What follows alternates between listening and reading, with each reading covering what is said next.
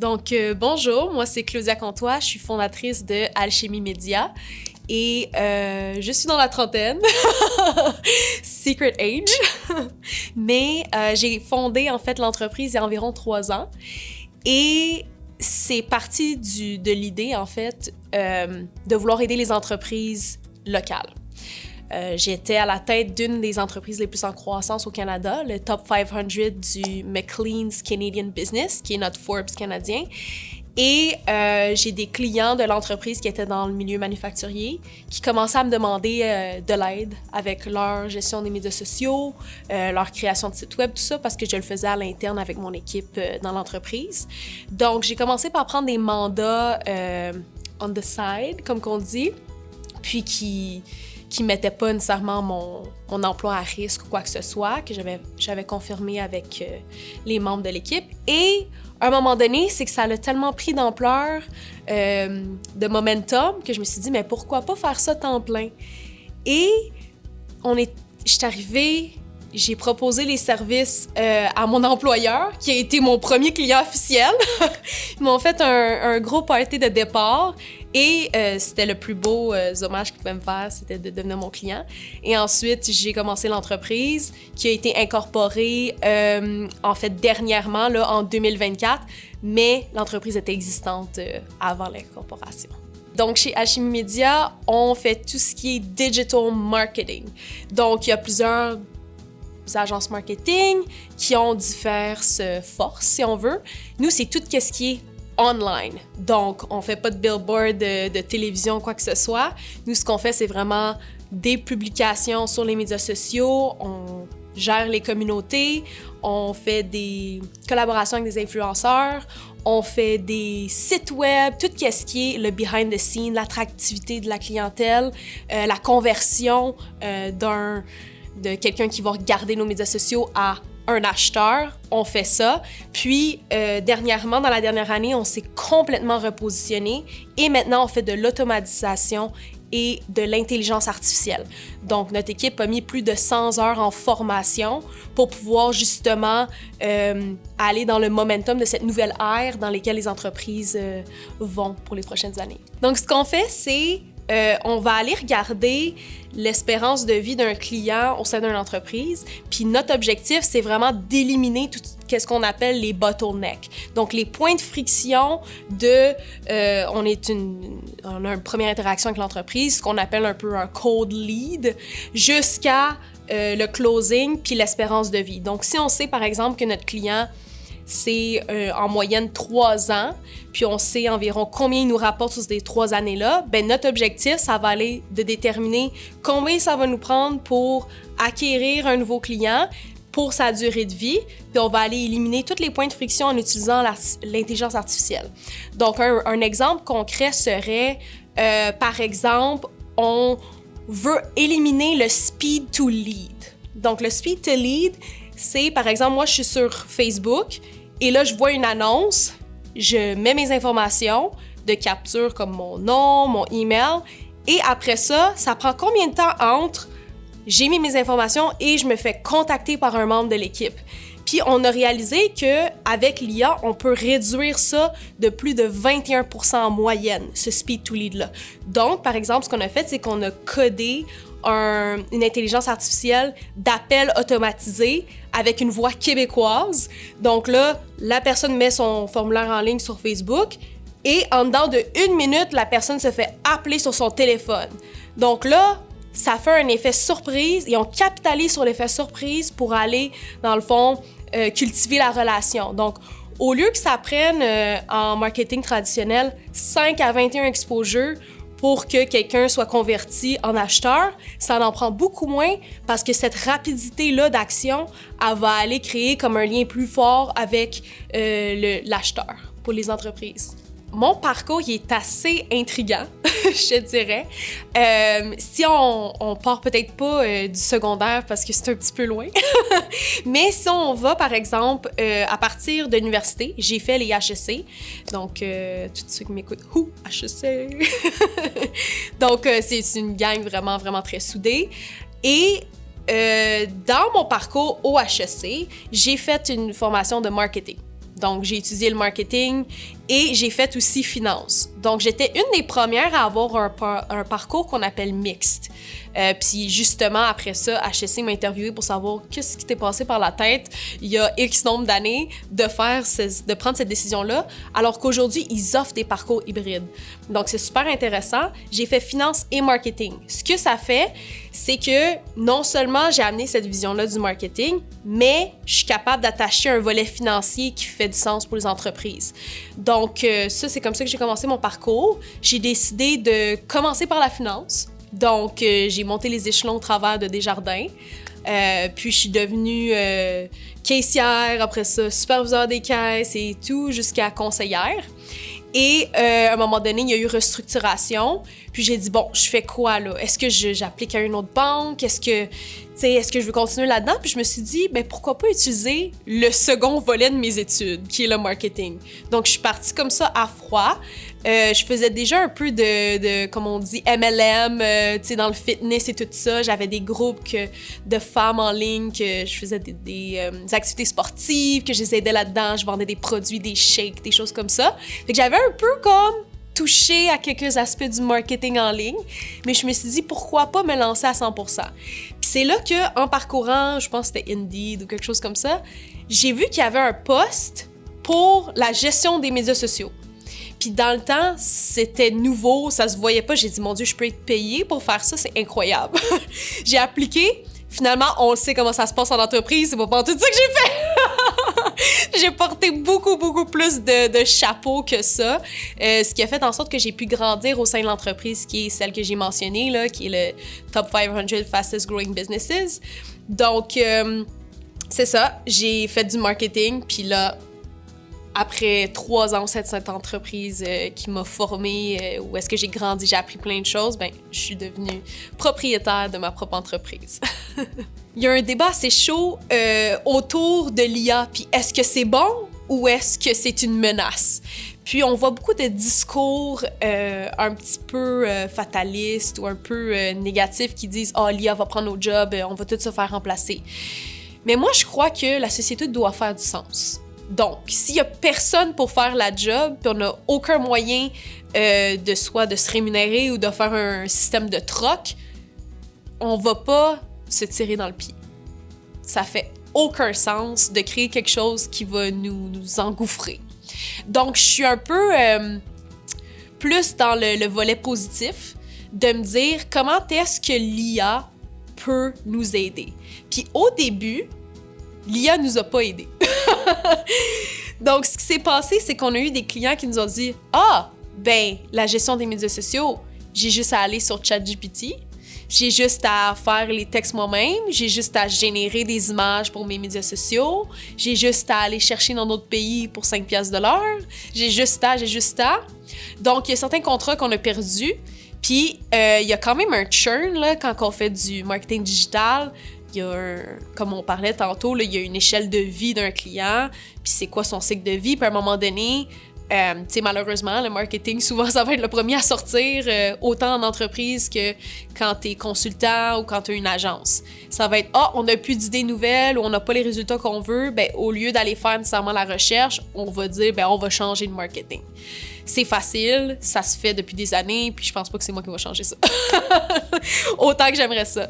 Donc, on est arrivé à un pied du mur pour se dire, est-ce qu'on continue à résister? Puis de se dire, ben non, ça n'arrivera pas, ben non, nous autres, on continue, on augmente nos prix, on double down sur ce qu'on fait, puis nos valeurs, puis tout. Ou est-ce qu'on écoute nos clients qui nous disent, je veux une solution plus facile, moins coûteuse, je veux automatiser, puis pour moi, il n'y a pas une grande différence entre quelque chose qui est fait in-house puis quelque chose que je peux faire moi-même. Donc, ce qu'on a fait en premier, c'est qu'on a créé des formations. Puis là, on a créé notre certification de gestion en médias sociaux. Puis on a aidé des clients, justement des petites entreprises qui n'avaient pas nécessairement le but ou le budget d'aller en agence parce que c'est plus cher, mais qui voulaient quand même pouvoir se débrouiller eux-mêmes. Donc, on a fait une certification. On a eu nos premiers gradués, puis on a là-dedans des gens qui ont fait des millions de views. en partant de zéro en 90 jours. On a eu des gens qui ont propulsé une carrière puis qui ont commencé à booker leurs premiers clients de façon organique, sans avoir à mettre de pub. Donc, on savait qu'on a trouvé comme une genre de recette, un peu comme à la Betty Crocker, de se dire, OK, ça sera peut-être pas le gâteau parfait qu'on aurait fait en boulangerie, mais on est capable de mettre la recette puis de le packager, puis que ça fasse quelque chose que les gens sont satisfaits, puis ça leur donne l'objectif. Donc, c'est ça qu'on a fait. On a dit, on va les former, puis d'une façon, on va se rémunérer avec la formation. Ensuite, on s'est dit, OK, là, l'IA, qu'est-ce qu'on fait? Est-ce qu'on y va? Si on y va full in. Moi, je suis quelqu'un, c'est 100% all in or nothing. Sûrement que je sais pas si je serais bonne au poker, là. Un petit peu intense, mais dans la vie, je pense que life favors the bold. Puis si t'es bold assez, you're gonna make it. Donc là, c'est ça que je me suis dit. Fait qu'on a investi 100 heures et plus en formation, on a essayé des choses. Au début, l'IA, il perdait la tête, il te répondait en franglais, ça marchait comme pas. Après ça, on a raffiné. On a pris des clients pilotes, si on veut. On dit, c'est pas parfait, mais si vous voulez payer un montant moins cher, mais l'essayer puis d'être les premiers, on est prêt à vous prendre comme projet pilote. Ils ont dit, let's go. Tu sais, on a des clients aussi fous que nous autres des fois. Donc là, on a fait des systèmes, on a ramassé des leads pour des agents immobiliers, pour des courtiers en assurance, pour des projets immobiliers. On a continué à expandre. Et là, ça fonctionne.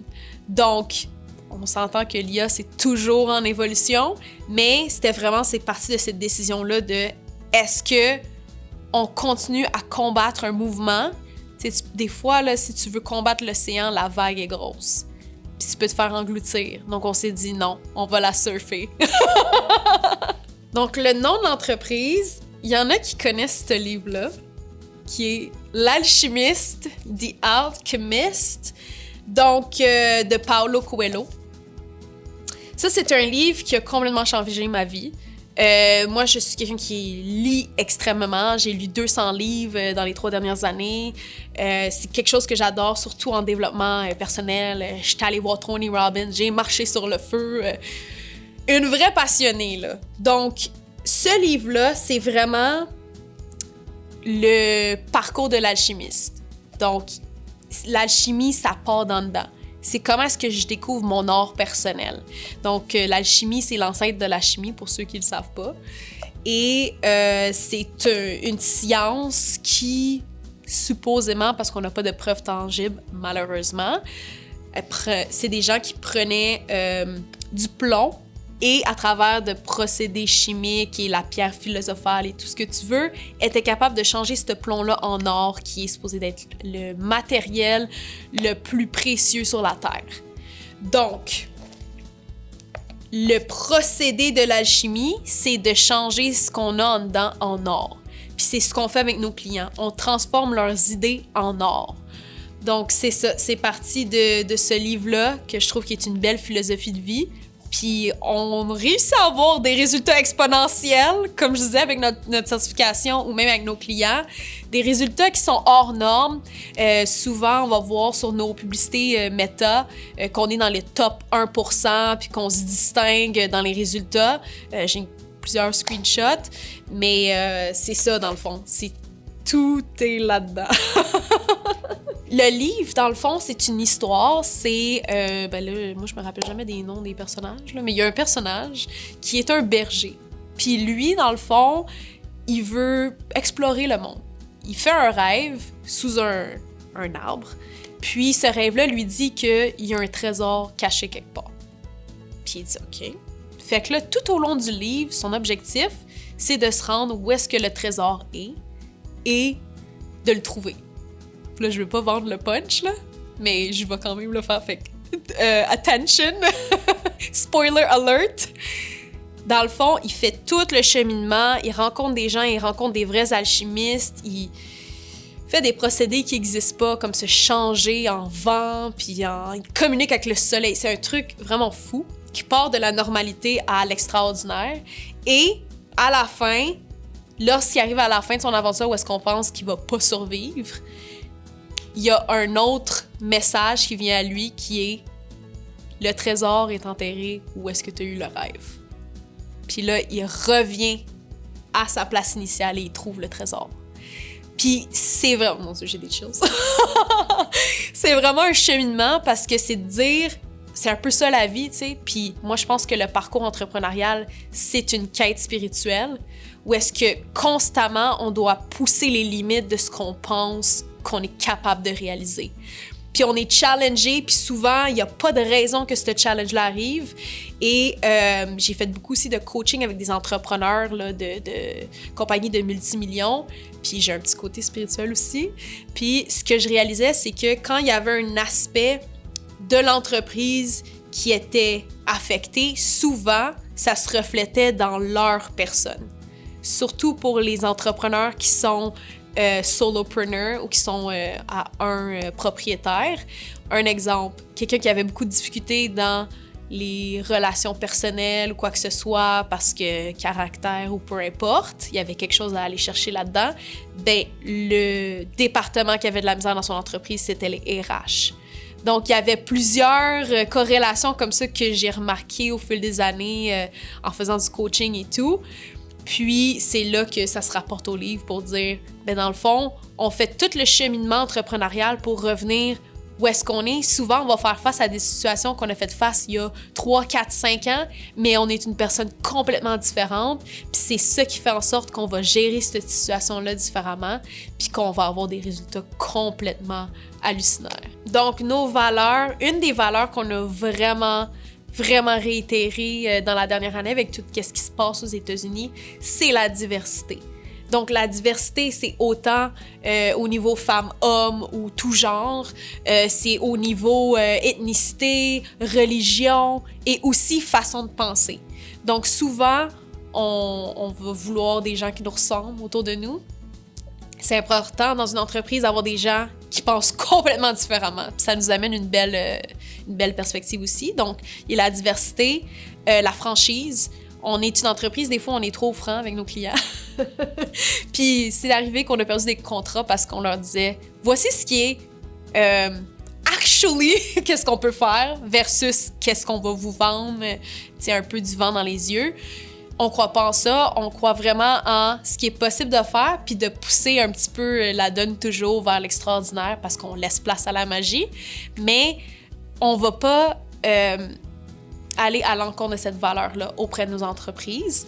Donc, la franchise et aussi l'innovation. On est en constante innovation, que ce soit au niveau de nos procédés, puis comme on disait, là, les différents apprentissages. Puis aussi, je crois qu'on doit être aussi, c'est pas une valeur, mais c'est un animal totem. Je crois qu'on doit être aussi un peu comme un caméléon. Donc, on doit pouvoir se fondre dans les environnements des entreprises avec qui on fait affaire. Surtout en marketing, on est la voix des entreprises. Donc, il faut faire attention de ne pas prendre notre voix en tant qu'entreprise puis l'imposer à une autre. C'est de voir comment est-ce qu'eux, ils voient les choses puis comment est-ce qu'on peut transmettre leur vision, leurs valeurs, leur identité à leur audience pour faire en sorte qu'il y ait un match. Donc, on est un petit peu un Yoda, là, et non pas le héros en soi. Ouais, le processus est super facile. Les gens vont sur notre site web ou ils nous envoient un message par les médias sociaux. Et ou à moi aussi, des fois, directement, les entrepreneurs vont aller voir ma page, surtout mon TikTok. J'ai quelques milliers de personnes, fait que souvent, c'est comme ça qu'ils vont me trouver. Et à ce moment-là, une fois qu'on a fait la rencontre initiale, on leur propose une soumission de projet. Puis là, il y a l'approbation, tout ça. Et on fait une rencontre kick-off avec les membres de l'équipe qui vont être assignés là, à leur projet. Puis on y va comme ça. Des fois, il y a des rencontres en entreprise. On fait affaire aussi à l'international, dans 5 continents. Donc, des fois, on n'a pas besoin d'être en entreprise. Surtout, des fois, on pense « Ah, création de contenu, on a besoin d'être en entreprise. » Non. Des fois, les entreprises ont juste besoin d'avoir un script puis de dire qu'est-ce qu'on filme, comment on le filme, ça va être quoi notre hook pour aller chercher les 3 secondes les plus précieuses de visionnement, puis comment est-ce qu'on relie tout ça avec un call to action à la fin. Donc souvent, ça va être juste un peu de la guidance, puis du montage par la suite. Donc on a plusieurs projets de divers aspects. Pour ce qui est de l'IA, on a un procédé qui est en ce moment différent, qui est, on a une vidéo Reels, TikTok Shorts, si tu veux, qui roule avec une pub. Et là, les gens, ils voient la pub, comme on parlait tantôt, mettent leur numéro de téléphone, se font appeler par notre IA qui book automatiquement dans nos agendas pour une rencontre de pré-lancement. Donc, on a divers canaux, là, si tu veux, de transformation en client. Puis c'est tellement une bonne question de savoir, tu sais, comment ça se déroule et tout. C'est que un des aspects que j'aime le plus dans le fond de notre agence, c'est qu'il n'y a pas une journée qui se ressemble. Donc, autant on a un onboarding assez professionnel, tu sais, on leur donne un guide de bienvenue, tout ça. Il n'y a pas nécessairement un processus complet de onboarding parce qu'on a divers offres de services. Donc, il y en a justement, ils veulent avoir du contenu en entreprise, ben oui, on va se déplacer, on va filmer, on va faire une journée, on a une thématique, la journée Reels, qui est une journée par mois pour les entreprises. On vient, on fait 20 à 25 Reels, leur mois est fait, puis là, ils peuvent décider s'ils veulent qu'on gère leurs médias sociaux ou s'ils le font à l'interne. Pour ce qui est de l'IA, on fait une analyse complète de tout leur processus d'affaires, comme je disais, pour aller voir où le bottleneck, où est-ce que les gens s'arrêtent dans leur processus de vente, puis comment est-ce qu'on peut utiliser l'IA pour aller régler ce processus-là ou le rendre plus facile, plus fluide. Donc, c'est tellement différent. Chaque entreprise a sa façon de procéder aussi. Donc, on s'adapte. C'est pour ça le caméléon un peu, là. C'est qu'on se dit, on n'est pas trop rigide, mais on a quand même des barèmes dans lesquels on fonctionne pour que notre équipe devienne pas folle aussi. Que tout le monde soit sain d'esprit. J'ai ma Karen, OK? Karen, elle arrive quand c'est le moment de me faire douter. Ma Karen, c'est la petite voix dans la tête qui dit « Ben, tu penses que t'es qui pour faire ça? » Ou « Ben, voyons donc, tu seras jamais capable de faire ci, tu seras jamais... Pourquoi qu'on ferait ça? Pourquoi qu'on irait là? Pourquoi qu'ils investiraient dans l'entreprise? Pourquoi qu'ils feraient affaire avec nous? » Karen. Fait qu'on a toute une Karen en tant qu'entrepreneur où ils ont différents noms. C'est juste de dire à Karen « Get lost. » Tu dis à Karen d'aller se coucher, d'aller se cacher dans un coin, puis le syndrome de l'imposteur, c'est pour tout le monde. Hein? Ils disent Beyoncé, elle a encore peur de monter sur scène. Elle le dit elle-même. Puis elle est supposée être le top du top du top du top du top.